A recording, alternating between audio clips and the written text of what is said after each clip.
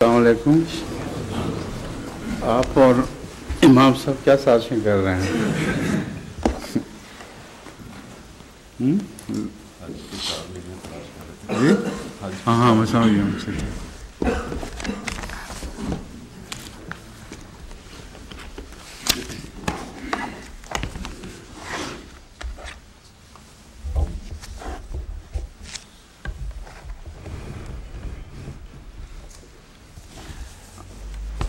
آج ماشاءاللہ 25واں روزہ چل رہا ہے. سب پھسل گیا رمضان ہے. اعوذ باللہ من الشیطان الرجیم. بسم اللہ الرحمن الرحیم. یسألونک عن الروح قل الروح من امر ربی وما اوتیتم من العلم الا قلیلا.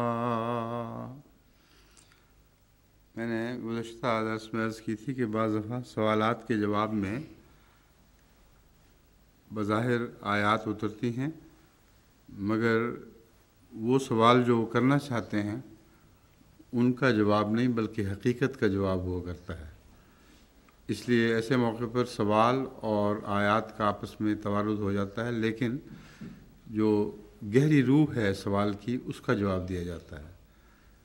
مثلا روح کے متعلق سوال تھا اور اللہ تعالیٰ جانتا ہے کہ روح کے متعلق ان کو جو بھی جواب دیا جائے ان کو عقل ہے ہی نہیں کہ اس کو سمجھ سکیں. اس لیے اس تفصیل میں یہ آیت نہیں جاتی. یہ بحث نہیں اٹھتی کہ کس نے کب سوال کیا تھا اور جب یہ آیت نازل ہوئی. اس لیے شان نزول اس آیت کے اندر موجود ہے کہ ایک روح کی لطافت کا معنی ان الفاظ میں سمجھانا ہے کہ انسان میں یہ شعور نہیں ہے کہ اس کو سمجھ سکے. بس یسألونک عن الروح، تجھ سے روح کے متعلق سوال کرتے ہیں. جواب دیکھ لیجئے. قل الروح من امر ربی وما اوتیتم من العلم الا قلیلا. کہ روح تو اللہ کے امر کا نام ہے. اب اس سے تم کیا سمجھو گے؟ تمہیں اتنا تھوڑا علم ہے ان باتوں کا کہ تم ان چیزوں کو سمجھ سکتے ہی نہیں. اس لیے تمہارے لیے اتنا کافی ہے کہ امر ربی سے سب کچھ ہے. تو ہر دوسری روایت کے احتیاط سے یہ آیت بالا ہے. کوئی ضرورت نہیں کہ کس نے کیا پوچھا تھا اور اس کا کیا جواب دیا گیا. یہ جواب ایک آفاقی جواب ہے جو ساری کائنات پر حاوی ہے. امر ربی سے وجود ہے اور امر ربی ہی سے روح ہے. بس اس سے زیادہ اور کچھ انسان سمجھنے کی طاقت نہیں رکھتا.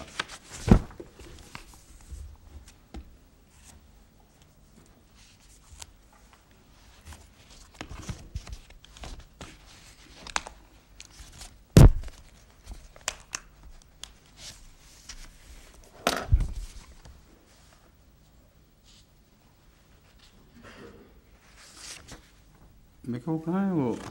ہاں شروع میں تو اس نشان سے آگے چل رہا تھا. میں حیران ہوں سب چیزیں غائب ہو گئی ہیں. اس کو اٹھا لیں خود کو. ہاں ہماری تیاری کے وقت میں تھوڑا ہوتا ہے کہ افراتفری میں آگے پیچھے لگ جاتے ہیں سارے. اس نشان سے آگے میں نے چلنا تھا وہ سب کچھ اس سے پہلے ہے. جو آج کے درس میں ہونا چاہیے تھا نا وہ یہاں ہے. شہداء کی بات ہو رہی تھی. واستعینوا بالصبر والصلاۃ کی بات ہو رہی تھی اور میں نے سوال کیا تھا کہ یہاں نماز کو ان معنوں میں بظاہر اہمیت نہیں کہ ان اللہ مع الصابرین فرمایا گیا ہے اور اس کے علاوہ باقی حصہ ہے ولا تقولوا لمن یقتل فی سبیل اللہ اموات بل احیاء ولکن لا تشعرون. آج کے درس میں ان آیات کریمہ سے متعلق ضروری مضامین بیان کرتا ہوں.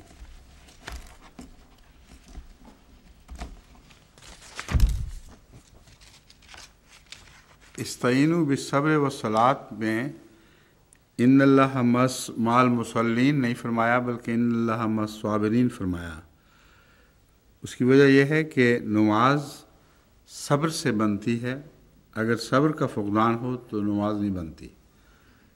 اور یہ مضمون وسیع ہے اور ہر مومن کی دعا پر حاوی ہے۔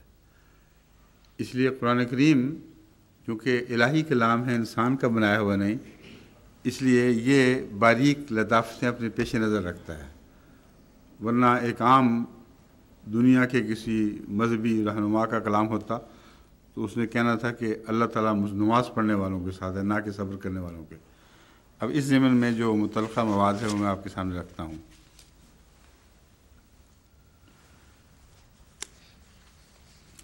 یہ لغت کی بحث کی میرے خیال میں ضرورت نہیں ہے۔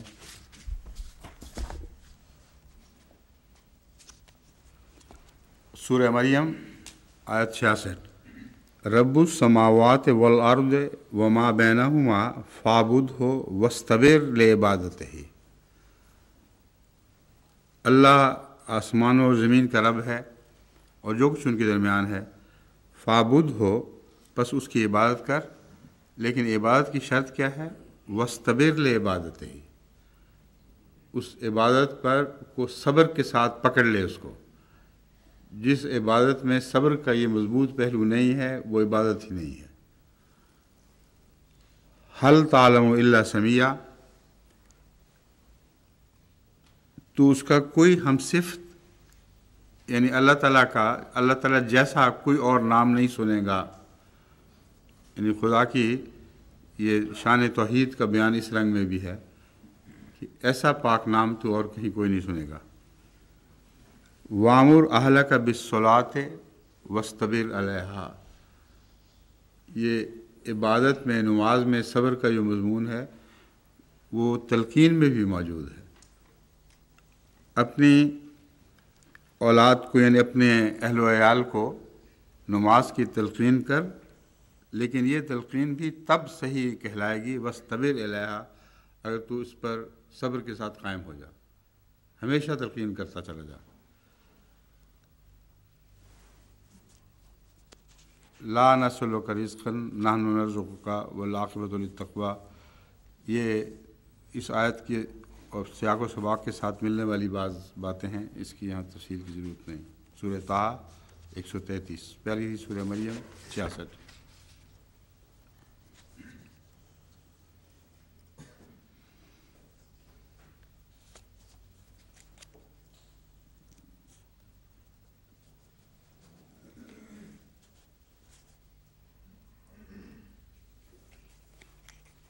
یہ صبر کے متعلق ایک حدیث ہے، اس کی جو ہے ضرورت نہیں اس کی یہاں۔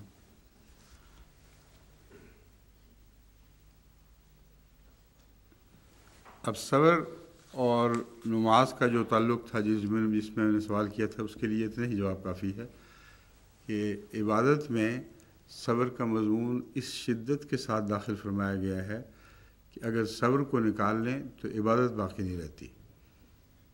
اس لیے وہاں ان اللہ مع الصابرین فرمایا ہے، کیونکہ صابرین خواہ نماز کی حالت میں ہوں یا نماز کے بغیر ہوں، دونوں صورتوں میں تحدی کے ساتھ یہ کہا جا سکتا ہے ان اللہ مع الصابرین۔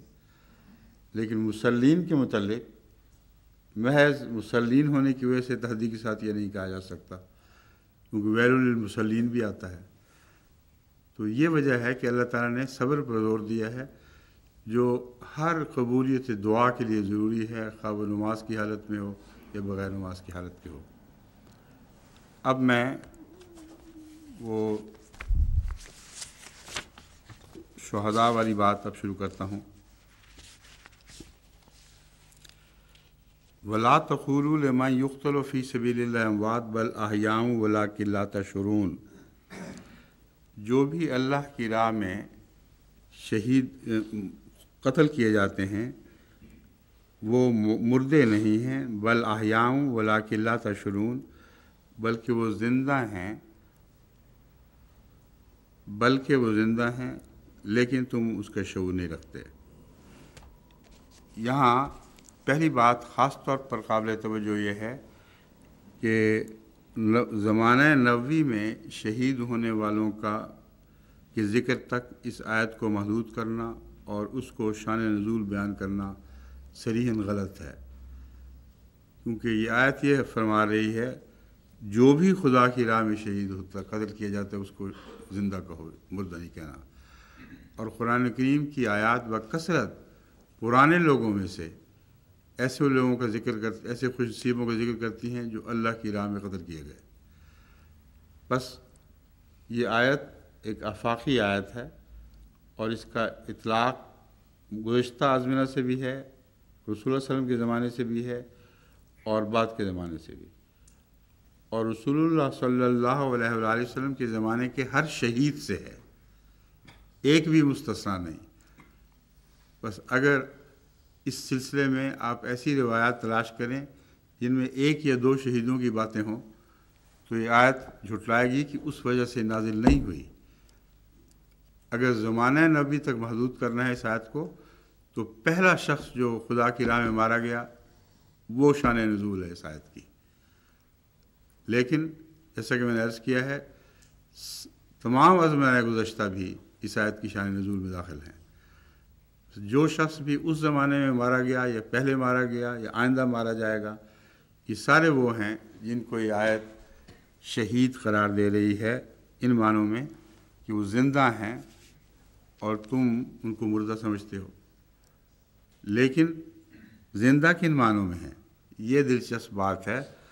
فرمایا وَلَٰكِن لَا تَشْعُرُونَ، تمہیں ان کا شعور نہیں ہے۔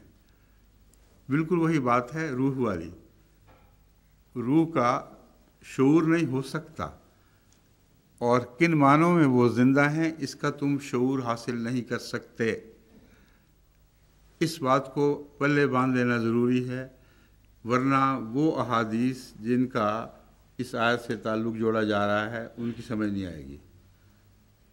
ان احادیث میں ایک لطیف اشارہ رسول اللہ صلی اللہ علیہ وسلم کی طرف سے موجود ہے، مگر تفصیل موجود اس لیے نہیں کہ رسول اللہ صلی اللہ علیہ وسلم بہت سی ایسی باتوں کو جانتے تھے جن کا شعور خدا نے بطور خاص ان کو بخشا تھا، لیکن صحابہ وہ شعور نہیں رکھتے تھے۔ جیسا کہ اسپیس کے متعلق میں نے پہلے بیان کیا تھا کہ وہی اسپیس ہے جس میں جنت ہے، وہی اسپیس ہے جس میں جہنم بھی ہے، اور قرآن کریم سے ثابت ہے کہ بیک وقت گویا وہ بس نہیں ہیں۔ اور جب رسول اللہ صلی اللہ علیہ وسلم سے سوال کیا جاتا ہے تو آپ کرواتے ہیں تمہیں نہیں ان باتوں کا شعور، تم نہیں سمجھ سکتے یہ کیسے کیا ہو رہا ہے۔ بس اس پہلو سے ان احادیث پر اگر غور کیا جائے تو اس میں لطیف اشارہ تو موجود ہے، لیکن وہ لوگ جو بدنی احیاء نو کے قائل تھے یا اس میں زیادہ لطف اٹھاتے تھے، انہوں نے ان احادیث کو بدنی احیاء نو کی طرف منسوب کر دیا، جیسا کہ حضرت جعفر طیار کے متعلق یہی بات عام ہو گئی کہ وہ گویا فرشتے بھی پروں کے ساتھ اڑتے ہیں اور جعفر طیار بھی اسی طرح پروں کے ساتھ جنت میں اڑتے پھرتے ہیں، یہاں تک کہ ان کا نام ہی طیار پڑ گیا ان حدیث کی وجہ سے، یعنی ان حدیث کو نہ سمجھنے کی وجہ سے جو اس تعلق میں ہے۔ یہ آیت بہرحال قطعی اور دائمی حقیقت رکھتی ہے، احیاء زندہ ہیں وَلَٰكِن لَا تَشْعُرُونَ، لیکن تمہیں شعور ہو ہی نہیں سکتا کیسے زندہ ہیں، کن معنوں میں زندہ ہیں۔ اب احادیث نبوی اور بعض دوسری آیات کی روشنی میں اس کی تشریح کرتا ہوں۔ اخروی زندگی ان کو نصیب ہوئی ہے، لیکن اس سے مختلف طریق پر نصیب ہوئی ہے جس میں عام لوگ مرتے ہیں، لیکن ان پر دو موتیں بہرحال نہیں ہیں۔ جو بھی موت ہے یعنی اس دنیا سے گزر جانا وہ ایک ہی دفعہ ہے، چاہے قتل کے ذریعے ہو یا کسی اور ذریعے سے ہو۔ ان کے اندر دو تبدیلیاں نہیں ہوں گی کہ ایک اب ہو جائے اور ایک پھر بعد میں ہو، اور اخروی دنیا کی طرف یہ جا چکے ہیں۔ یعنی احیاء جو ہے وہ ایسا رنگ رکھتا ہے جیسے دوسرے احیاء ہم نہیں سمجھ سکتے، یہ احیاء بھی نہیں سمجھ سکتے، لیکن ان کے درمیان ایک فرق ہے جس کو بھی ہم سمجھنے کی اہلیت نہیں رکھتے۔ یہ ہے اصل حقیقت۔ یعنی احیاء نو تو ہوگا ان کا، کہ جسم تو مر گیا، جسم یہاں رہ گیا، پر ہر وہ حدیث جس سے یہ شبہ پڑتا ہو کہ اپنے جسم کے ساتھ زندہ ہوئے ہیں، یہ سراسر قرآن کریم کی آیات کے مخالف ہے، اور یہ ناممکن ہے کہ کوئی حدیث بھی جو سچی ہو قرآن کریم کی آیات کے مخالف ہو۔ بس جسمانی احیاء نو ہرگز مراد نہیں، نہ یہ مراد ہے کہ ان کے جسم زندہ ہیں اور تم نہیں جانتے۔ جسم کو تو خود وہ مٹی میں ملا بیٹھے، اس پر جنازے ہو گئے، ان پر دعائیں کر دی گئیں، تو یہ وہم کیوں آ سکتا ہے کسی کے دل میں کسی حدیث کو غلط سمجھنے سے کہ گویا رسول اللہ صلی اللہ علیہ وسلم ان کے جسمانی احیاء کے قائل ہیں۔ جسمانی طور پر لازماً سارے صحابہ گواہ ہیں کہ تمام شہداء کو مٹی میں دفن کر دیا گیا اور ان کی روحیں جسم سے جدا ہو گئیں۔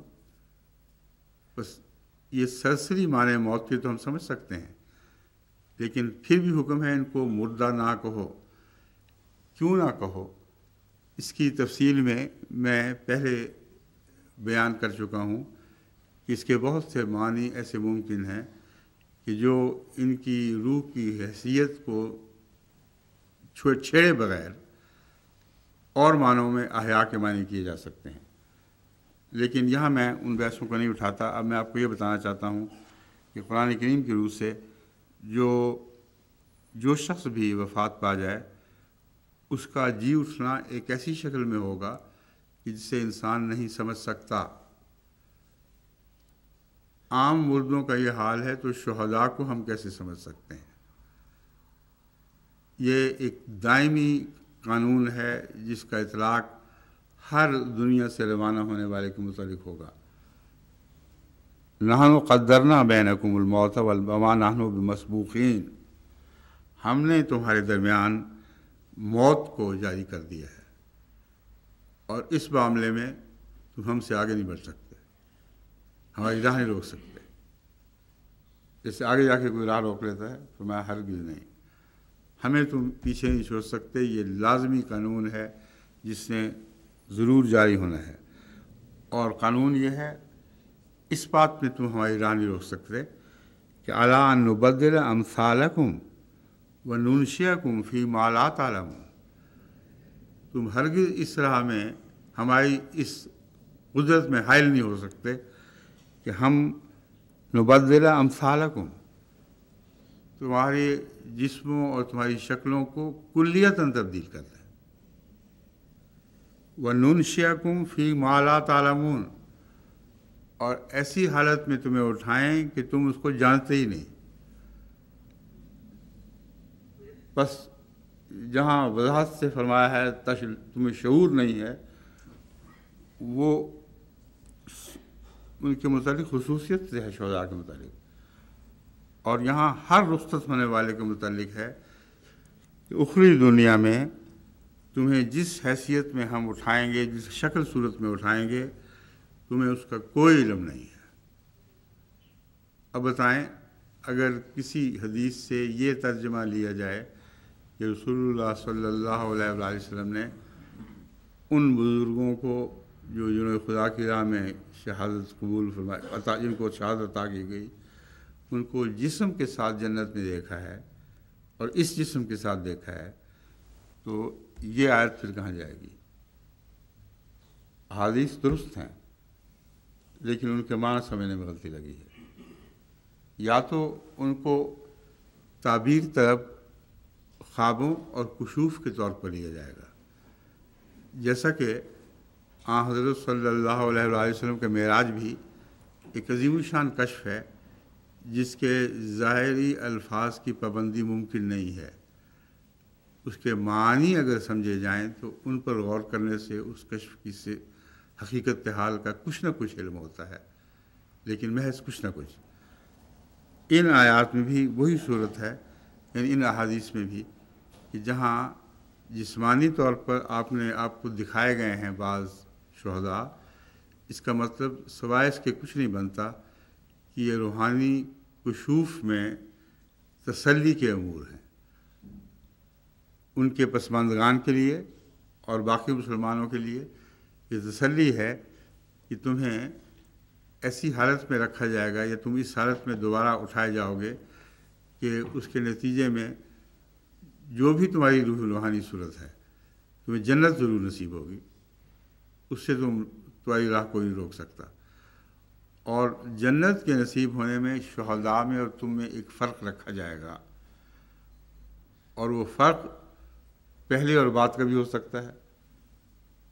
اس لیے وہ آیت جس میں ہے خود سوائے اس کے کہ خدا تعالیٰ جس کو چاہے اس کو اس غشی سے محفوظ رکھے، وہ ایک عام مضمون ہے۔ اور میں نے اس میں اشارتاً یہ ذکر کیا تھا کہ صرف رسول اللہ صلی اللہ علیہ وسلم اور انبیاء مراد نہیں، من کا لفظ ہے۔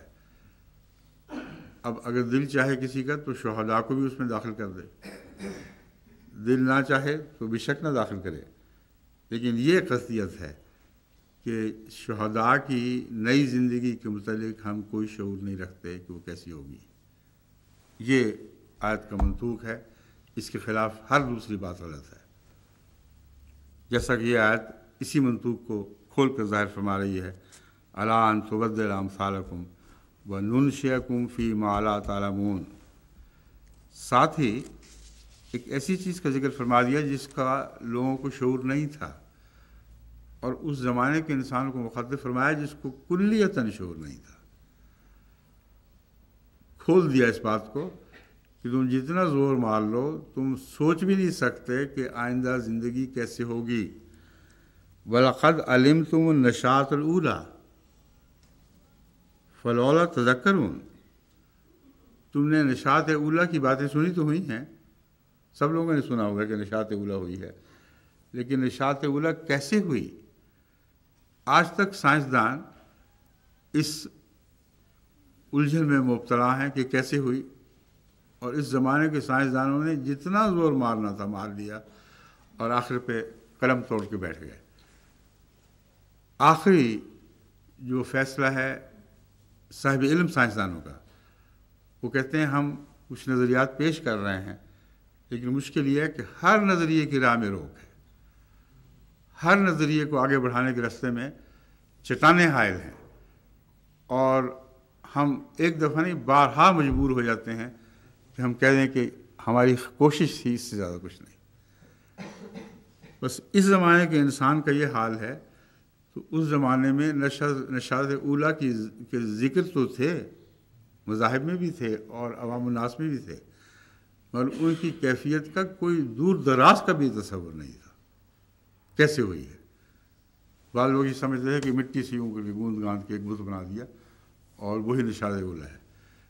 فرمایا غور کرو، تم پہلی نشاط کو نہیں سمجھ سکتے، دوسری نشاط کو کیسے سمجھو گے؟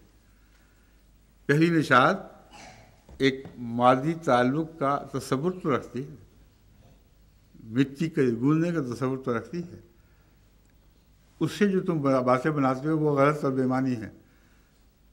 تو جہاں اس مادے کا ذکر ہی کوئی نہیں جس سے گوندے جائیں گے لوگ، اس نشاط ثانیہ کا تصور تم کیسے کر سکتے ہو؟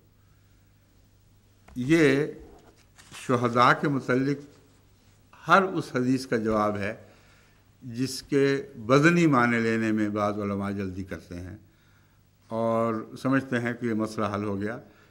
شان نزول قرآن کی یہ ہے جو اس آیت میں بیان ہوئی ہے کہ زندگی کے متعلق قرآن اپنی شان نزول خود بیان کرتا ہے، مثالیں خود بیان کرتا ہے، اور ان مثالوں میں اتنی وضاحت ہے کہ اگر غور کرنے والے غور کریں تو ان کو کسی اور چیز کی ضرورت نہیں رہتی۔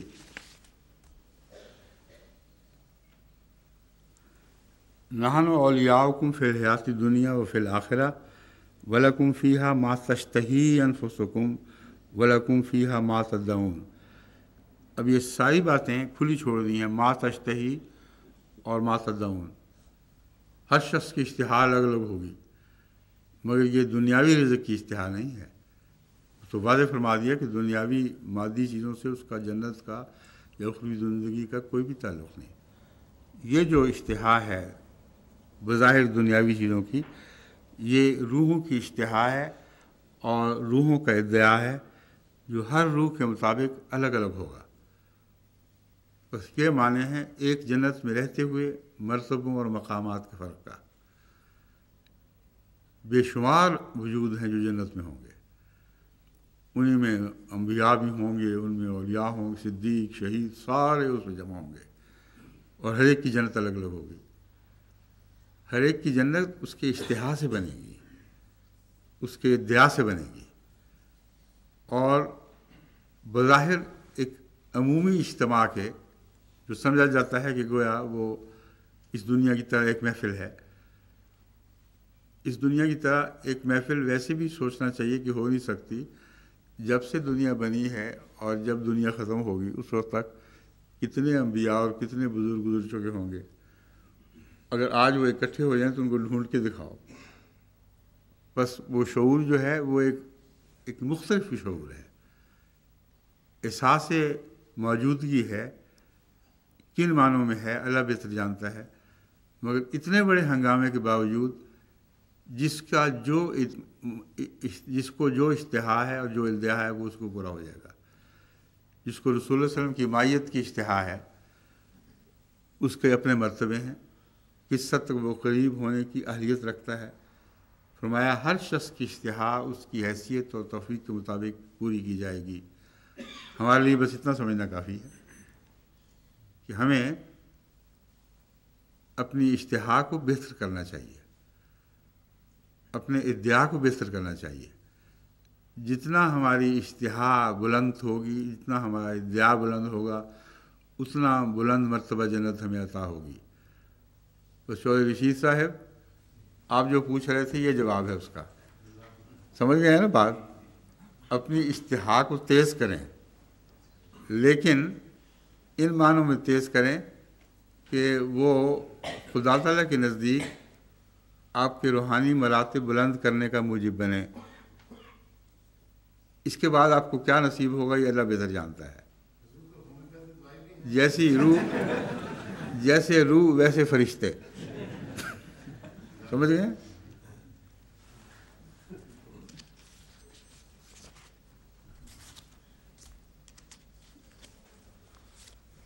اب دیکھیں، بعض آیات سے غلط استنباط کے نتیجے میں یا بعض احادیث سے غلط استنباط کے نتیجے میں آج سمجھتے ہیں ہمیں پتہ لگ گیا جنت میں کیا ہوگا اور کیا مزے ہوں گے. یہ جتنی باتیں میں نے بیان کی ہیں آپ کو کچھ بھی نہیں پتہ چلا، نہ مجھے پتہ ہے. میں صرف یہ بتا رہا ہوں نہ پتہ ہونے کا اقراری مجرم ہوں، کیونکہ قرآن کہتا ہے تمہیں پتہ نہیں چل سکتا. بس نہیں پتہ چل سکتا سوائے اس کے کہ خدا کسی کا استثناء یعنی رسول صلی اللہ علیہ وسلم کا استثناء فرمائے اور وہ ایک اور عالم کے وجود ہیں. اس عالم میں رہتے ہوئے ایک اور عالم میں بستے تھے. آپ کے درمیان یہاں اور وہاں کا فرق مٹ چکا تھا، اس لیے آپ کو پتہ تھا. اس عالم میں رہتے ہوئے پتہ نہیں ہو سکتا. یہ قطعی حقیقت ہے، یہ ساری قرآن کریم کی آیات سے ثابت ہے.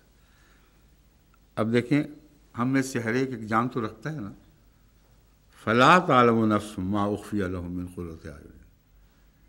ایک جان بھی نہیں جانتی اس کے لیے کیا چھپایا گیا ہے من قرۃ اعین، آنکھوں کی ٹھنڈک کے لیے. جزام بما کانوا یعملون، یہ ایک جزا ہے اس چیز کی جو وہ عمل کیا کرتے تھے. فلا تعلم نفس ما اخفی لهم من قرۃ اعین میں اخفی لهم کہہ کر رسول اللہ صلی اللہ علیہ وسلم سے علاوہ سب کا ذکر ہو گیا ہے. یہاں حضرت صلی اللہ علیہ وآلہ وسلم کو میں اس آیت کے منطوق سے مستثنا ان معنوں میں سمجھتا ہوں کہ اس کا جاری بیان بتا رہا ہے کہ عام مومنین اور انسانوں کا ذکر چل رہا ہے، کسی ایک خاص بندے کا ذکر نہیں ہے. ولا تعلم نفس ما اخفی لهم من قرۃ اعین، جو بھی بنی نوع انسان ہیں ان میں سے کوئی جان نہیں جانتی. بعض جانوں کو اللہ تعالیٰ علم دے سکتا ہے، وہ وہی بہتر جانتا ہے.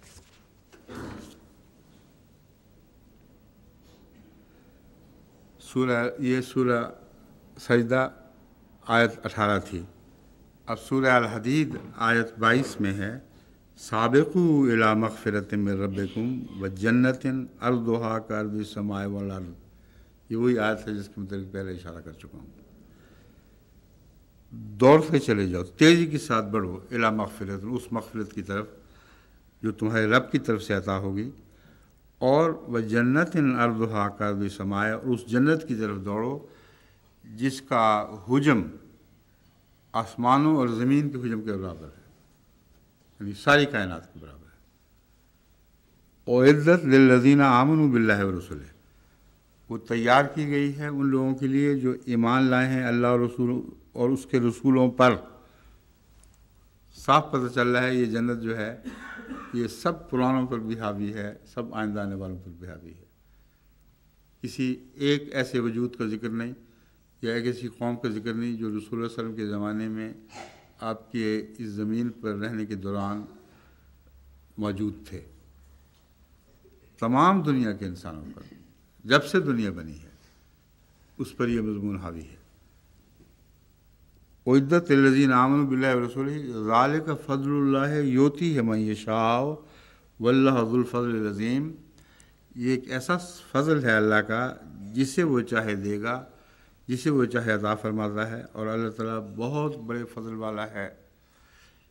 یہاں لفظ فضل بتا رہا ہے کہ یہ جنت اس سے بہت اونچی ہے جو ہم یہاں کماتے ہیں،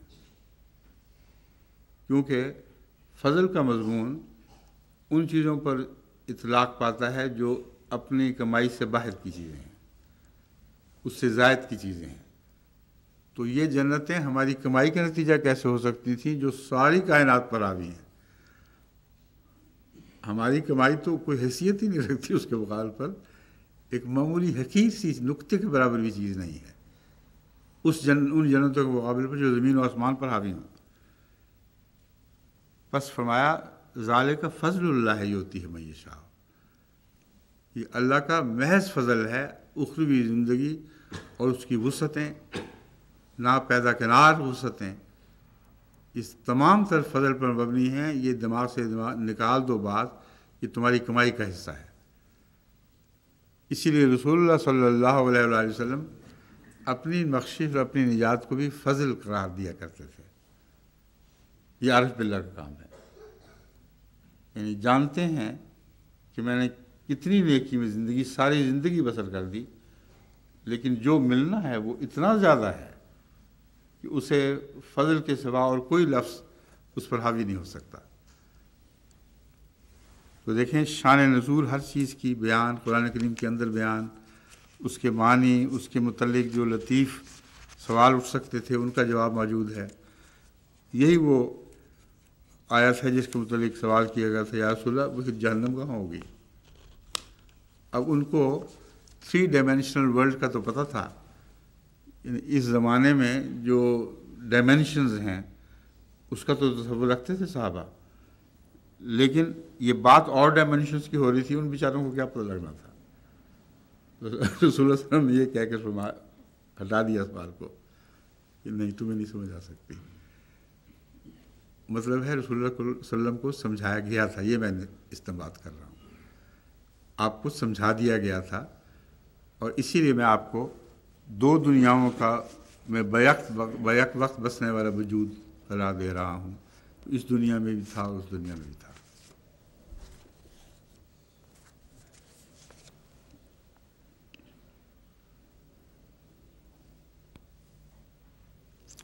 حدیث جو ہے وہ جس کا میں نے اشارہ کیا تھا بخاری کتاب جب تفسیر سے لی گئی ہے، حضرت ابو ہریرہ رضی اللہ تعالیٰ عنہ بیان کرتے ہیں کہ حضرت صلی اللہ علیہ وسلم نے فرمایا، ایک دفعہ بتایا، اللہ تعالیٰ فرماتا ہے میں نے اپنے نیک بندوں کے لیے ایسی نعمتیں تیار کی ہوئی ہیں کہ جن کو نہ کسی آنکھ نے دیکھا نہ کسی کان نے سنا، بلکہ کسی انسان کے دل میں ان کا خیال تک نہیں گزرا۔ اب ظاہری معنی لے کر دکھائیں مجھے، شہداء کے جنت میں اٹھتے پھرنے کے ظاہری معنی ان آیات کی روشنی میں کر کے دکھا دیں، ناممکن ہے۔ اور یہ بھی ناممکن ہے کہ ان روایات کو ہم رد کر دیں، اس لیے اعلیٰ اور عمدہ روایات کو رد کرنے کی بجائے عقل سلیم کو استعمال کرنا چاہیے، اور قرآن کریم کی شان نزول کے مطابق ان کو ڈھال لیں تو بہت قیمتی موتی ہیں جو ہمارے علم میں اضافے کا مجھے بنیں گے۔ یہ علم ہوگا کہ خدا تعالیٰ رسول اللہ صلی اللہ علیہ وسلم کو اپنے پیاروں اور صحابہ کے متعلق تسلی اور تشفی میں ایسے نظارے دکھایا کرتا تھا جو تعبیر طلب ہیں، اس کے سوا اور کوئی معنی نہیں بنے گا۔ اور یہ معنی کریں گے تو دل کو بہت تسلی ہوگی کہ الحمدللہ آپ بھی تو خوابوں میں دیکھتے ہیں اپنے بزرگوں کے نیکی کے متعلق، رسول اللہ صلی اللہ علیہ وسلم کے کشوف اور خوابیں تو اس سے بہت زیادہ اہمیت رکھتی ہیں اور ثابت کرتی ہیں کہ پسماندگان کی تسلی کے لیے اس سے زیادہ اور کچھ نہیں چاہیے کہ خدا کے رسول نے ان کو جنت میں دیکھا، بس یہ حدیث ہے۔ نہ کسی آنکھ نے دیکھا، نہ کسی کان نے سنا، بلکہ کسی انسان کے دل میں خیال تک نہیں گزرا۔ اس کی تصدیق کے لیے اگر تم چاہو تو یہ آیت پڑھو، فَلَا تَعْلَمُ نَفْسٌ مَّا أُخْفِيَ لَهُم مِّن قُرَّةِ أَعْيُنٍ، یعنی کوئی انسان آنکھ کو ٹھنڈک پہنچانے والی ان نعمتوں کو نہیں جانتا جو نیک لوگوں کے لیے اس کے خزانہ غیب میں مخفی ہیں۔ یہ بخاری کی حدیث اس آیت کریمہ کی شان کے عین مطابق اور اس کی وہی تشریح کر رہی ہے جو دوسری آیات اس مضمون میں تشریح کر رہی ہیں۔ بس جعفر طیار والی صحیح بخاری کی حدیث کو ہم ہرگز نعوذ باللہ من ذالک رد نہیں کرتے، ان کو نام طیار کا ملا، لیکن کن معنوں میں وہ پرواز کریں گے یہ اللہ ہی بہتر جانتا ہے، کیونکہ ظاہری پروں کے ذریعے تو فرشتے بھی پرواز نہیں کریں گے۔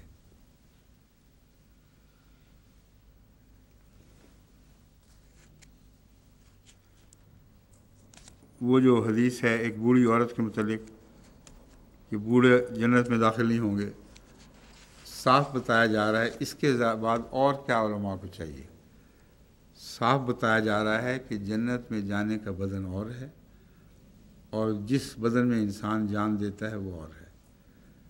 جنت میں جانے کا بدن اور ہے اور جس بدن کے ساتھ انسان شہید ہوتا ہے وہ اور ہے۔ اس بدن کے متعلق جنت میں اس کو اس بدن سے داخل کرنا ظلم ہے، احسان نہیں ہے۔ باقی تو لطیف روحیں مزے کرتے پھریں گی ایک نئے عالم میں، نئی استطاعتوں کے ساتھ، اور ایک شہید بیچارہ اپنے وہی پرانے بدن کو زخموں سے چور کو لیے پھرے گا جنت میں، گھسیٹتا رہے گا۔ یہ کون سی عقل کی بات ہے کہ یہ ان احادیث کو ظاہر پہ معمول کر لیا جائے، جبکہ قرآن کلیتاً اس مضمون سے پردے اٹھا چکا ہے اور بار بار واضح کر چکا ہے کہ عقل سے کام لو، تم نہیں سمجھ سکتے کہ آئندہ جنت میں تمہیں کس قسم کے وجود ملیں گے۔ رسول اللہ صلی اللہ علیہ وسلم کا یہ فکرہ بہت ہی واضح اور پیارا ہے، یہ بری حالت میں داخل نہ ہوگی۔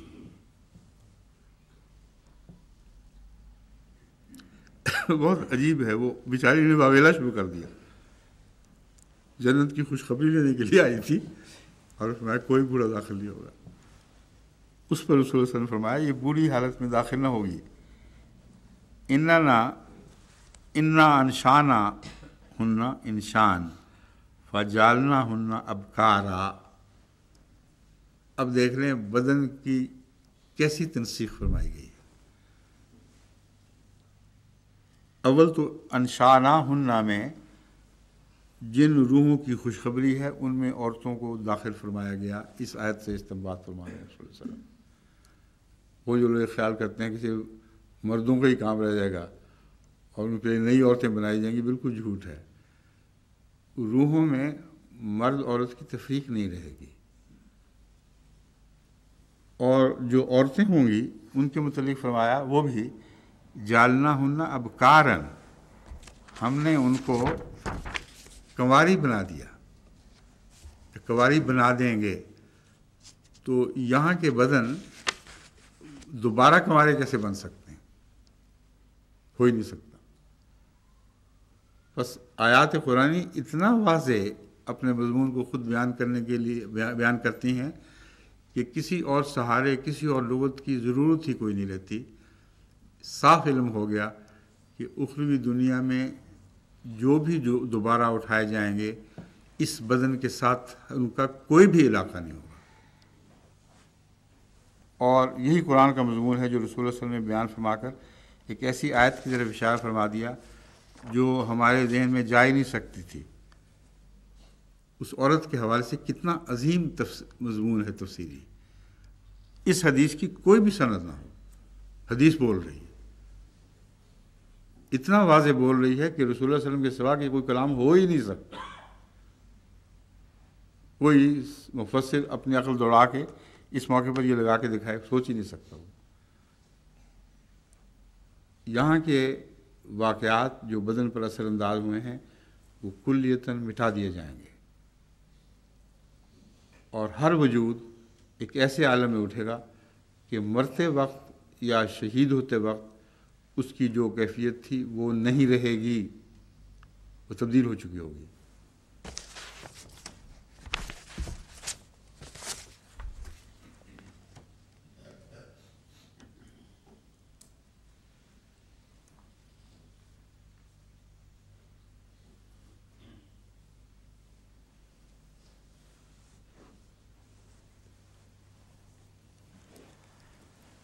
اب ایک حدیث ہے جس کا ترجمہ کرنے میں تھوڑی سی کوتاہی ہو گئی ہے۔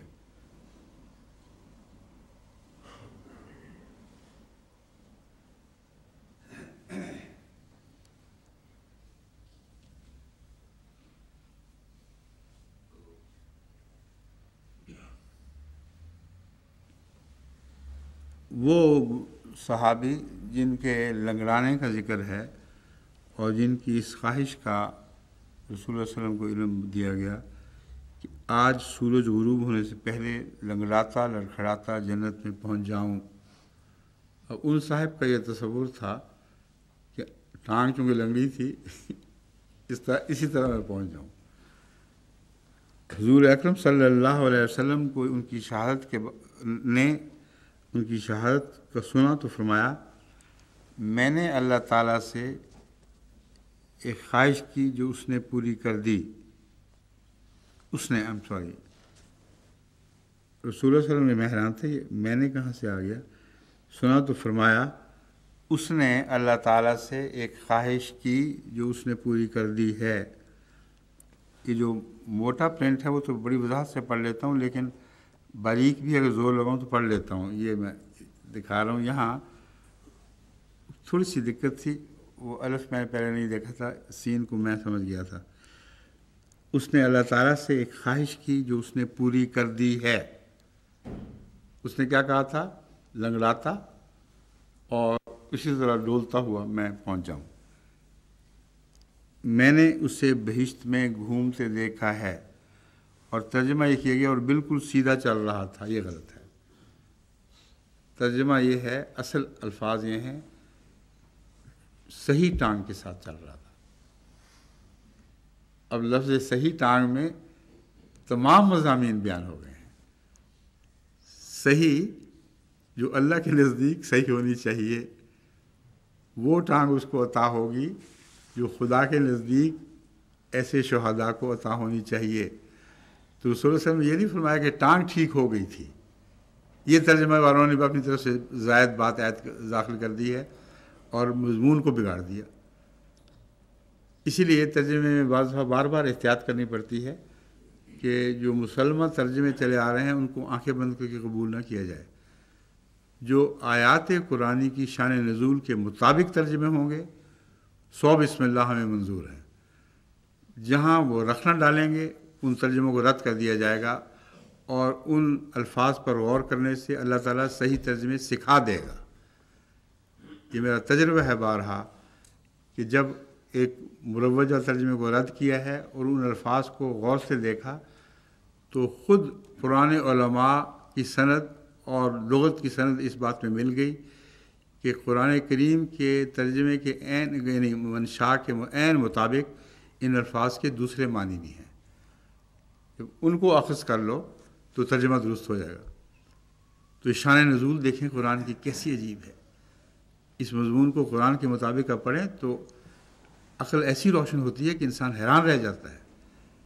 وہ روشنی آپ محض رسمی تدبر سے پا نہیں سکتے، محض روایات کے ظاہر کو پکڑ کر کبھی بھی آپ اس روشنی کو حاصل نہیں کر سکتے جب تک ان کو بار بار قرآن کریم کی کسوٹی پر واپس نہ کریں اور قرآن کریم کے الفاظ سے حقیقت حال کو معلوم نہ کریں، آپ کو کچھ سمجھ نہیں آ سکتی۔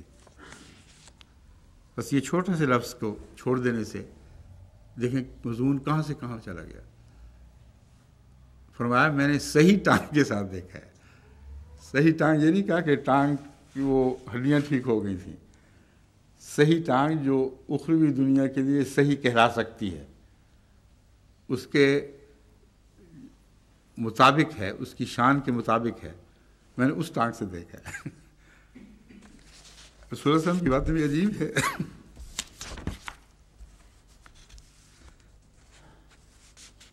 ایسی عجیب ہے کہ خوشی سے آنکھوں میں آنسو آ جاتے ہیں کہ سبحان اللہ، کس شان کے نبی ہمیں عطا کیا گیا ہے۔ اللہ تعالیٰ اس کو پیچھے چلنے کی توفیق عطا فرمائے، یہ دعائیں کرنی چاہیے۔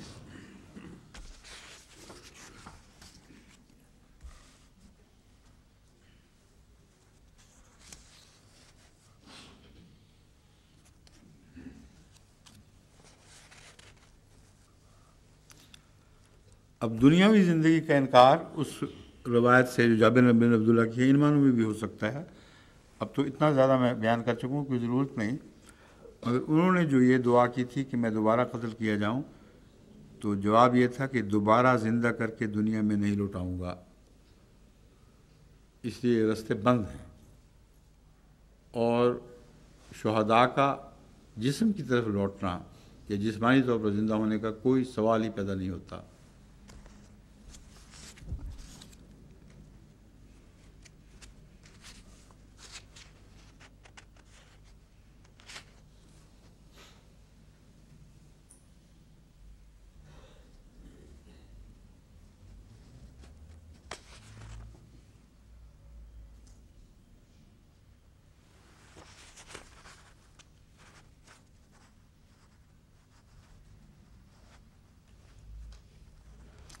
اب اسی واقعہ صحیح پاؤں والے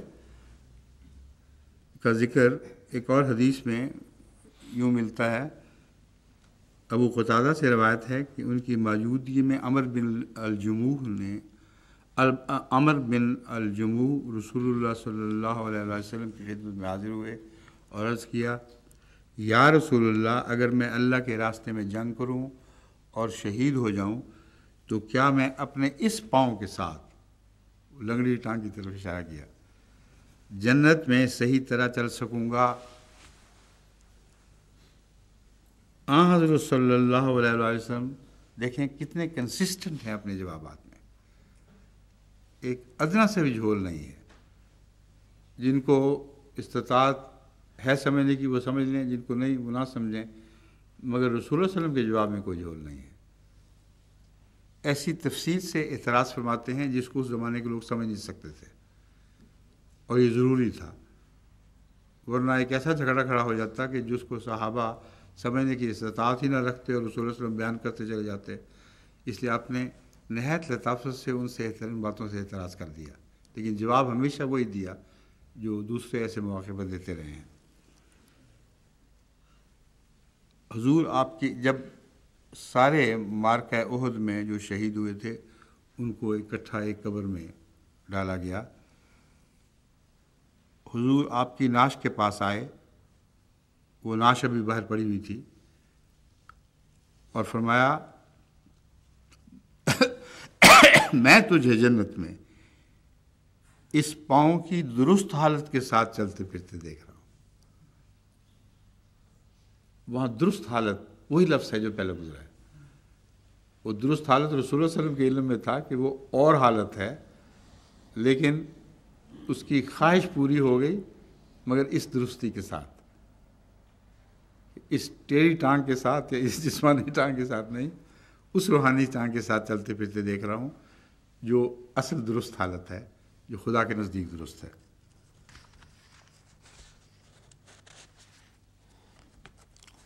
پھر حضور کے ارشاد پر تینوں ایک ہی قبر میں دفن کر دیے گئے، یعنی باپ اور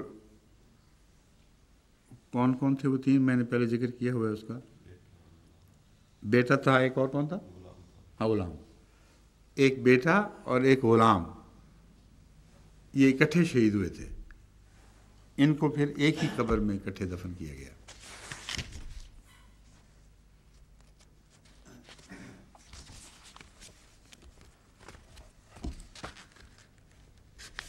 اب یہ شہادت والا مضمون تو ہو گیا نا مکمل، اس کو اٹھا لیں آپ۔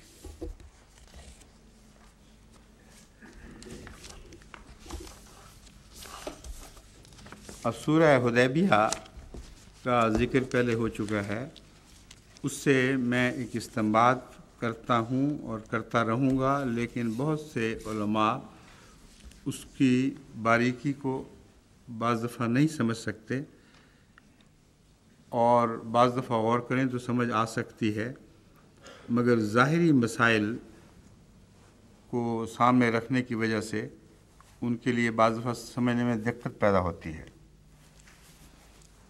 اب دیکھیں، حج کے 4 مہینے ہیں، 3 مسلسل اور ایک ہٹ کر، ذی القعدہ، ذی الحجہ اور محرم، یہ تسلسل میں چلتے ہیں۔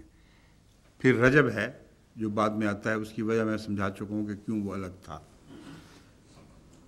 رسول کریم صلی اللہ علیہ وآلہ وسلم جب حدیبیہ کی طرف روانہ ہوئے ہیں مکے کا قصد کر کے، تو وہ ذی القعدہ کا مہینہ تھا، جس کے بعد ذی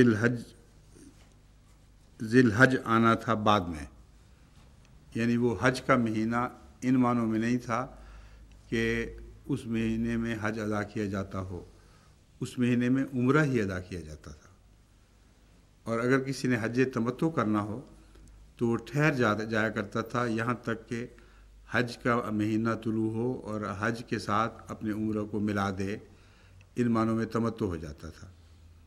میں نے ایک دفعہ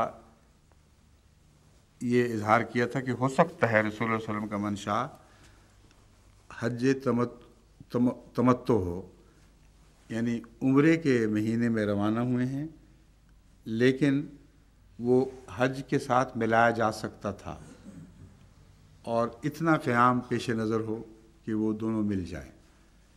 یہ ایک امکان ہے عقلی جس کو پیش کر کے یہ کہا جا سکتا تھا کہ آپ حج کی نیت سے گئے تھے، لیکن وہ علماء جو کہتے ہیں کہ حج کی نیت سے نہیں گئے تھے، ان کو میں سمجھانا چاہتا ہوں کہ میں جو سورہ الفتح کی پہلی آیت سے استنباط کیا کرتا ہوں، اس پر غور کر کے دیکھیں، حج کے سوا اور کوئی معنی بنتے نہیں ہیں، اور ان آیات، ان خدا تعالیٰ کی طرف سے اطلاعات پر غور کریں جو رسول اللہ صلی اللہ علیہ وسلم کو وحی کے ذریعے دی گئیں، اس کا اطلاق حج کے سوا ہو نہیں سکتا تھا۔ بس قطع نظر اس کے کہ رسول اللہ صلی اللہ علیہ وسلم کس مہینے میں روانہ ہوئے، جو وعدہ فرمایا گیا تھا وہ حج کا وعدہ تھا، نہ کہ عمرے کا، اور خانہ کعبہ کے گرد طواف اور وہ ساری کیفیات جو بیان ہوئی ہیں وہ حج کی ہیں۔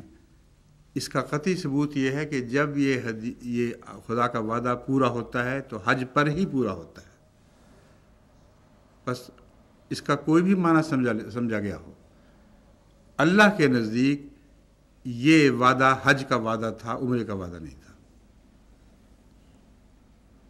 اور اس کے مطابق جب رسول اللہ صلی اللہ علیہ وسلم سفر کرتے ہیں تو اللہ کے نزدیک یہ حج کے لیے سفر کرتے ہیں، کیونکہ خدا نے آپ سے حج کا وعدہ کیا تھا۔ اس لیے اس راہ میں اگر روک ڈالی گئی ہے تو خدائی وعدے کے راہ میں روک ڈالی گئی، اور وہ حج جو ابھی ادا نہیں ہوا تھا اس حج کا ثواب اس سے بہت زیادہ دیا گیا جو ادا ہوئے حجوں میں ملتا ہے۔ یہ برا استنباط کسی اور روایت کا محتاج نہیں ہے۔ اب دوبارہ انا فتحنا لک فتحا مبینا کو دوبارہ پڑھ کے دیکھیں، یہ فتح مبین حدیبیہ کی فتح ہے، اور آگے جا کر اس مضمون پہ میں اور روشنی ڈالوں گا کہ فتح حدیبیہ ہی نہیں، تمام آئندہ فتوحات کی بنا ڈالی ہے، اور یہی وہ حدیبیہ ہے جس کے نتیجے میں رسول اللہ صلی اللہ علیہ وسلم اس حج کو ادا نہیں کر سکے جو اللہ کے نزدیک حج کے طور پر ادا ہونا تھا، اور نہ ادا کر سکنے کے باوجود سورہ الفتح کا آغاز بتا رہا ہے کہ اس حج کو قبول کر لیا گیا جو ابھی ادا نہیں ہوا تھا۔ بس یہ حج اگر 1 سال کے بعد یا 2 سال کے بعد ہوا ہو تب بھی یہ لازمی حقیقت ہے کہ جس شکل میں اللہ تعالیٰ نے اس کو ظاہری طور پر پورا فرمایا وہی وعدہ تھا جو رویا میں تھا۔ قطعیت کے ساتھ یہ بات ثابت ہے کہ جس شکل میں اللہ نے اس کو پورا فرمایا ہے وہ ایک بین ہی وہی وعدہ تھا جو رسول اللہ صلی اللہ علیہ وسلم کو رویا میں دیا گیا تھا. اور جب اس پر سوال ہوئے تو رسول اللہ صلی اللہ علیہ وسلم نے یہی جواب دیا ہے کہ میں نے کب کہا تھا کہ اسی سال یہ ہو جائے گا، مگر ہونا لازم ہے. جو ہونا لازم تھا وہ کیا تھا؟ عمرہ، حج کا ہونا لازم تھا. اس لیے میں بار بار یہ سمجھانے کی کوشش کر رہا ہوں کہ آپ اس کو ذوالقعدہ میں سمجھیں، جس مہینے میں بھی سمجھیں، اللہ کا وعدہ حج کروانے کا تھا اور اللہ نے وہ حج کروا کے دکھا دیا، لیکن اس کی جزا پہلے ادا فرما دی جبکہ وہ حج ابھی ادا ہوا ہی نہیں تھا. اور حج سے رکنا رضائے باری کی خاطر تھا. مکے میں داخل ہونے سے رکنا رضائے باری تعالیٰ کی خاطر تھا. یہ وہ مضمون ہے جس کو سورہ کی فتح کی آیات بڑی وضاحت کے ساتھ کھول رہی ہیں. حج کے تصور میں جو باتیں بھی آپ لا سکتے ہیں اس کا یہ انعام ملنا چاہیے. اس سے بڑھ کر انعام حضرت صلی اللہ علیہ وآلہ وسلم کو عطا ہوا اور تمام صحابہ کو عطا ہوا جو آپ کے ساتھ حج کر رہے تھے. یہ تفصیل میں پہلے روایت میں بیان کر چکا ہوں. اب بتائیں کیا عذر باقی رہ جاتا ہے؟ جو میں ہمیشہ کہا کرتا ہوں، یہ استنباط کرتا رہتا ہوں، وہ حج جو ادا نہیں ہوا اس کی جزا ہر اس حج سے بڑھ کر ہے جو ادا ہو سکا. پہلوں کا یہ بات کا تو امید ہے اب اس مضمون کو ہمارے علماء بھی اور دوسرے بھی اچھی طرح سمجھ جائیں گے. استنباط ذوالقعدہ وغیرہ کے نتیجے میں ہرگز نہیں ہے، نہ روکے جانے کے متعلق ہے. اصل استنباط یہ ہے کہ اللہ کا منشا حج کا تھا اور اس حج کو خدا نے مؤخر فرما دیا اس وقت سے جو رسول اللہ صلی اللہ علیہ وسلم نے سمجھا. اور خدا کی خاطر چونکہ آپ رکے ہیں اس لیے وہ حج جس نے بعد میں ادا ہونا ہے اس کی جزا پہلے دے دی جاتی ہے. کہاں ہے وہ آیات؟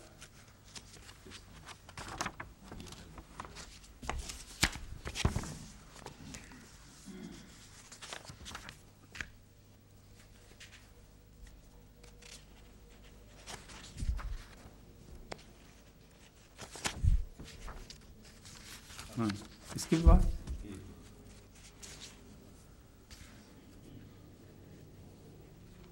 یہ تو حدیث ہے، اِنَّا فَتَحْنَا لَكَ فَتْحًا مُبِينًا. بول گا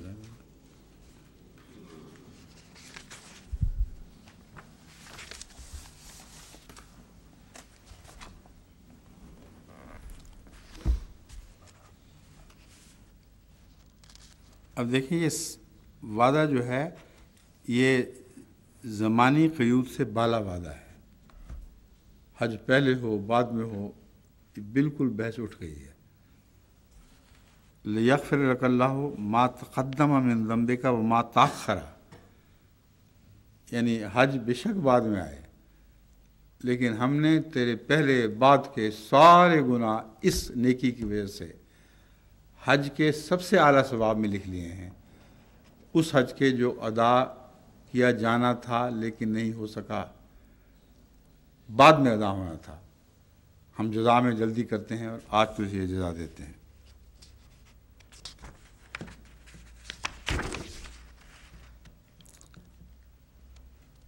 اور جتنی بھی ینصرک اللہ نصرا عزیزا، یہ تمام جو فتوحات پھوٹی ہیں اس فتح سے ان کا من جملہ ذکر کر دیا ہے.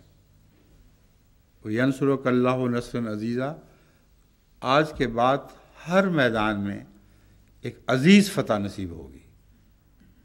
اور یہ جو مضمون ہے، میں جیسا کہ حضرت مسیح علیہ السلام کا ایک اقتباس پڑھوں گا، حیرت انگیز ہے کہ اللہ تعالیٰ نے رسول اللہ اور صحابہ سب کے حق میں فتح مکہ کی بنیاد ہی نہیں ڈالی بلکہ فتح خیبر کی بھی بنیاد ڈال دی، اور فتح مکہ کے بعد جنگ حنین کی بھی بنیاد ڈال دی، اور اس کے بعد تمام ان فتوحات کی بنیاد ڈال دی جو بہت بعد میں آنے والی تھی.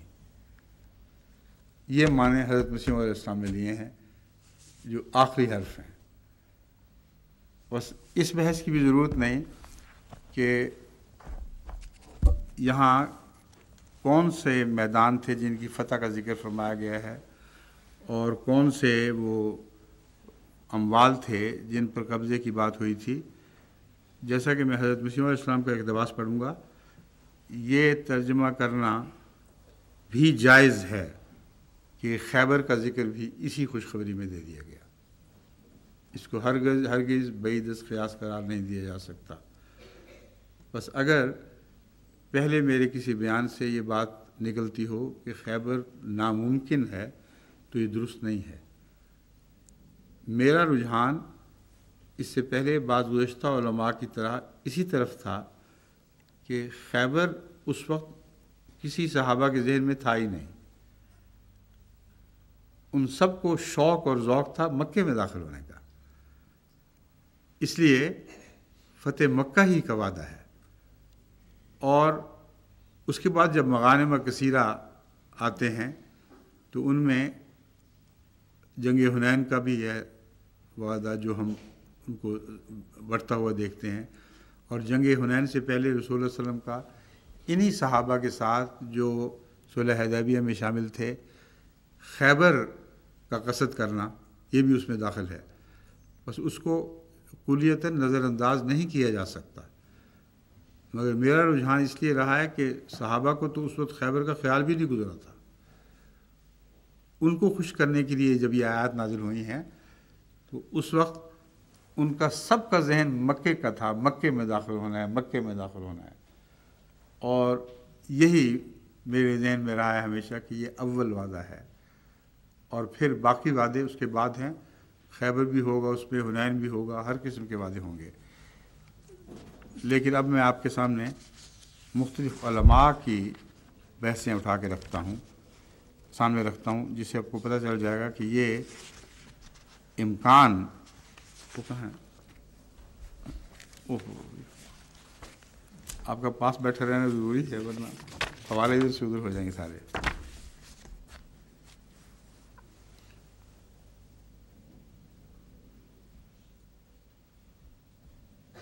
اب ایک بزرگ عالم ایسے بھی ہیں جنہوں نے غالباً میرے والا ہی استنباط کیا ہوگا، کیونکہ نتیجہ وہی نکالتے ہیں. جبائی تبرسی میں تفسیر التبرسی میں ہے جو 548 میں لکھی گئی ہے. وہ لکھتے ہیں قتادہ اور اکثر مفسرین نے اس سے فتح خیبر مراد لی ہے. جبائی کے نزدیک فتح مکہ مراد ہے، اور غنائم کثیرہ سے مراد غنائم حنین تھے. یہ بھی جبائی کا استنباط ہے. بس بعید نہیں کہ ان کی سوچ بھی انہی رستوں پر چلی ہو جن رستوں پہ میری سوچ چلی تھی. اور فتح مکہ کے بعد وہ خزائن جو تقسیم ہوئے ہیں وہ مکہ سے ہٹ کر الگ نہیں بلکہ اسی تسلسل میں جو حنین کا واقعہ ہوا ہے اس کی طرف اشارہ ہو. بس یہ ایک امکان ہے جس میں پرانے علماء بھی شامل ہیں، میرے اکیلے کا استنباط نہیں.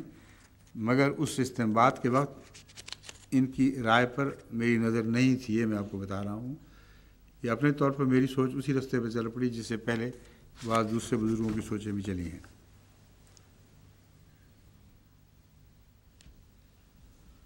اب دیکھیں، جو لوگ پرانی روایات لیتے ہیں وہ پھر فتح مکہ کا ذکر بھی ضرور کرتے ہیں. قتادہ اور ابن ابی لیلہ کے نزدیک اس سے مراد فتح خیبر ہے، تاہم یہ بھی کہا گیا ہے کہ مراد فتح مکہ ہے. لیکن یہ اصرار ہے ان کا مغانم کثیرہ سے مراد غنائم خیبر ہی ہیں.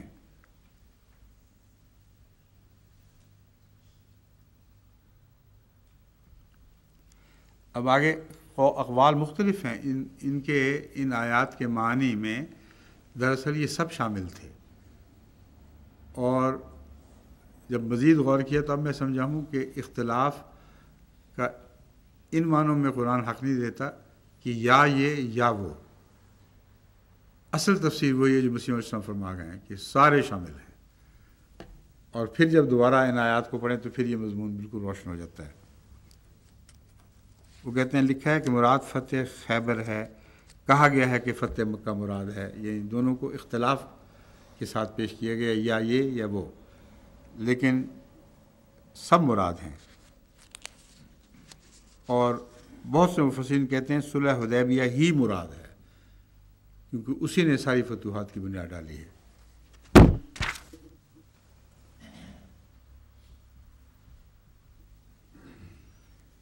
تفسیر القرطبی میں علامہ محمد بن احمد القرطبی متوفی 671 ہجری لکھتے ہیں ابن زید اور ضحاک نے کہا ہے کہ اس سے مراد حضرت صلی اللہ علیہ وسلم کی رویا کے ورے فتح خیبر ہے،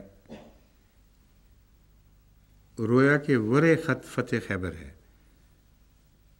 فتح قریبہ میں چونکہ ہے نزدیک ہے، اس لیے فرمایا کہ فتح مکہ سے پہلے فتح خیبر ہونی تھی، اس لیے یہ فرمایا گیا ہے فجعل من دون ذالک فتحا قریبا، بڑی فتح دون ذالک، اس سے پہلے ایک نسبتاً چھوٹی فتح بھی ہونے والی ہے۔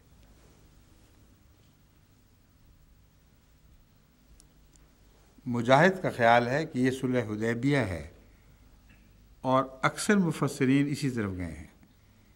زہری کہتے ہیں کہ اللہ تعالیٰ نے اسلام میں صلح حدیبیہ سے بڑی فتح مسلمانوں کو نہیں دی، یہ حقیقت ہے۔ تمام فتوحات کی بنیاد صلح حدیبیہ میں ڈالی گئی ہے۔ صلح حدیبیہ نہ ہوتی تو وہ عہد نہ ہو، معاہدہ نہ ہوتا جس کی عہد شکنی کے نتیجے میں مسلمانوں کو مکے میں داخل ہونے کا حق عطا ہوا ہے۔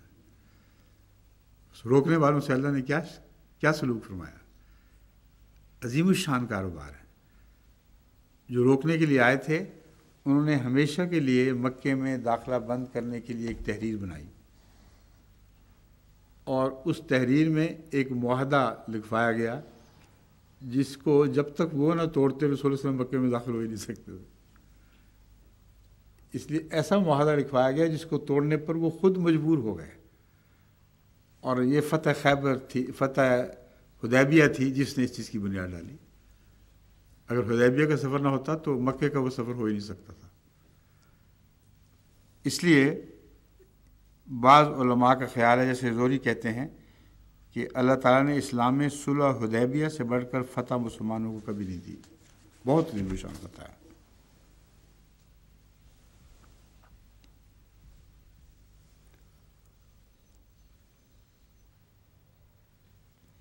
اور زہری یہ بھی کہتے ہیں فجعل من دون ذالک فتحا قریبا سے مراد صلح حدیبیہ ہے، یہ معنی ہیں من دون ذالک، وہ خیبر کی طرف جانے کے بجائے وہ کہتے ہیں یہ حدیبیہ ہی تو تھی من دون ذالک، فتح مکہ سے پہلے اور ہر فتوحات سے، تمام فتوحات سے پہلے، اس لیے دون ذالک میں حدیبیہ ہی کو لو، یہی بنیاد ہے ہر قسم کی فتوحات کی۔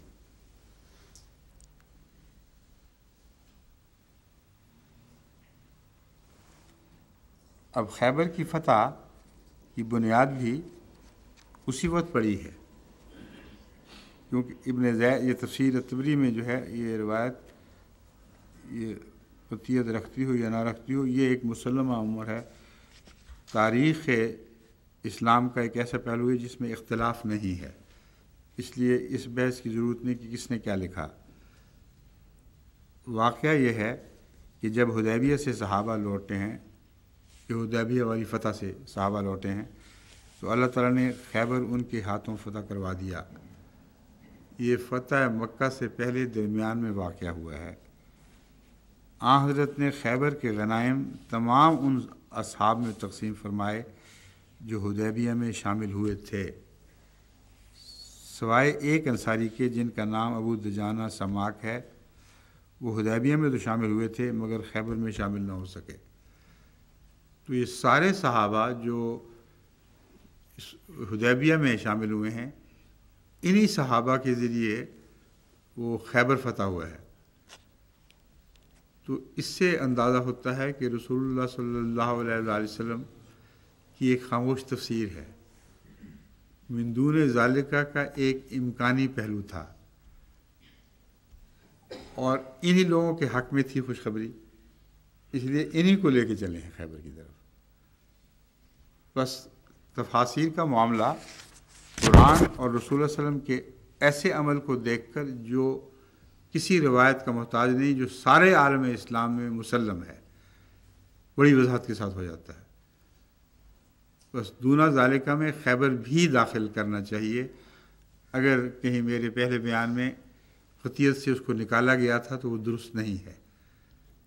میں نے بعض علماء کے روش کو اختیار کرتے ہوئے جو پہلے گزر چکے ہیں ایک استنباط کو آگے بڑھایا ہے، لیکن جب مزید چھان بین ہوئی ہے تو یہ ساری باتیں سامنے آئی ہیں کہ حضرت صلی اللہ علیہ وآلہ وسلم کے استنباط کے مطابق خیبر بھی من دون ذالکہ میں داخل ہے۔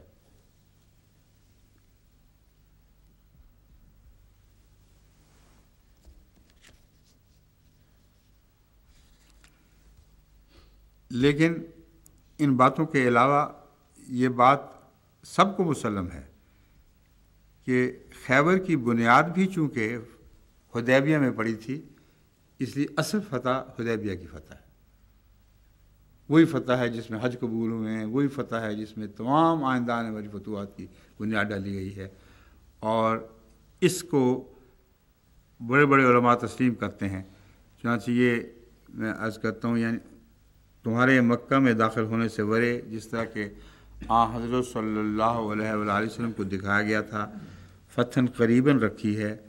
اکثر مفسرین کا خیال ہے کہ اس سے مراد صلح حدیبیہ ہے۔ ابن زید اور ضحاک کے نزدیک فتح قریباً سے مراد فتح خیبر ہے۔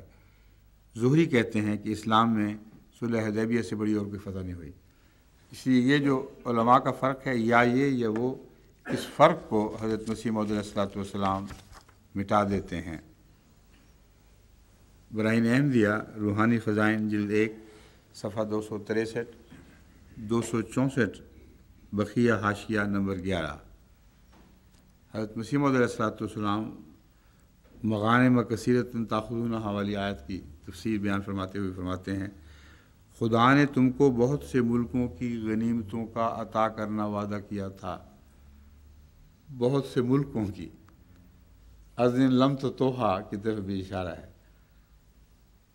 بہت سے ملکوں کی غنیمتوں کا وعدہ، اس لیے اس کو خیبر پر معمول کر کے وہیں رک جانا، یا حنین پر معمول کر کے وہیں رک جانا، یا کسی اور مال غنیمت کا ذکر کر کے وہاں رک جانا درست نہیں ہے۔ یہ فتح ایسی ہے جو جاری و ساری سارے عالم اسلام پر، اس کے مستقبل پر حاوی ہے۔ یہ تفسیر ہے جو رسول اللہ صلی اللہ علیہ وسلم فرما رہے ہیں۔ خدا نے تم کو بہت سے ملکوں کی غنیمتوں کا عطا کرنا وعدہ کیا تھا، سو ان میں سے ایک پہلا امر یہ ہوا کہ خدا نے یہودیوں کے قلعے تمام مال و اسباب کے تم کو دے دیے۔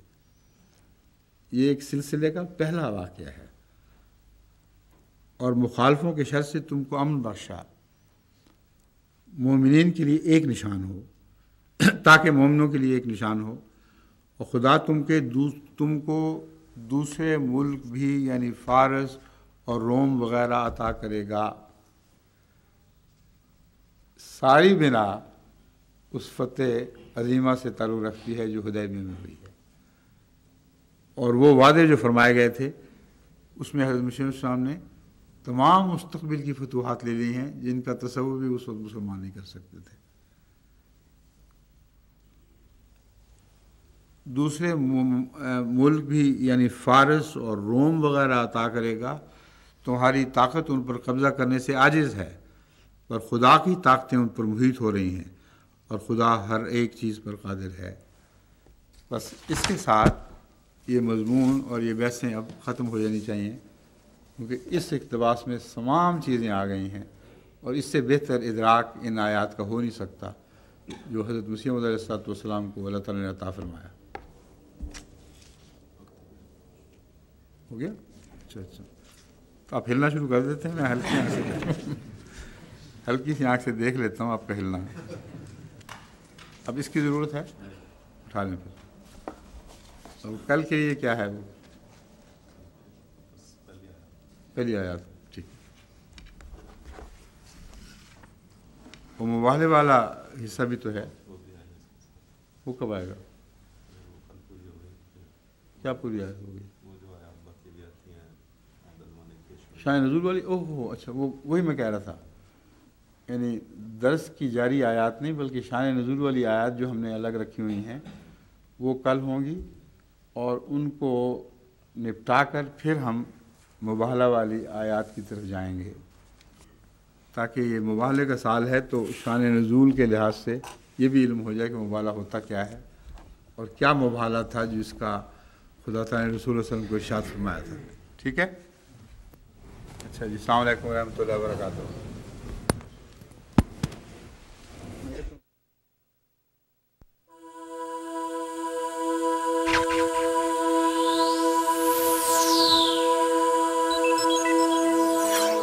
MTA International, reaching the corners of the earth.